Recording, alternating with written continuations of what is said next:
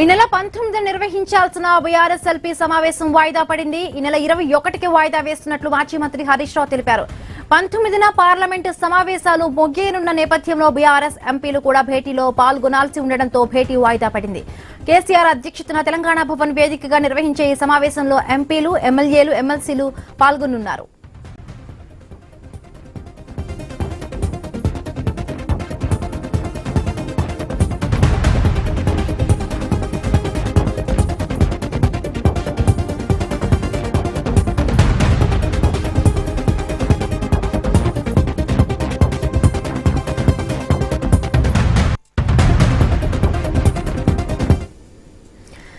ఈ నెల 19న నిర్వహించాల్సిన బీఆర్ఎస్ ఎల్పీ సమావేశం వాయిదా పడింది. ఈ నెల 21కి వాయిదా వేస్తున్నట్లు మాజీ మంత్రి హరీష్ రావు తెలిపారు.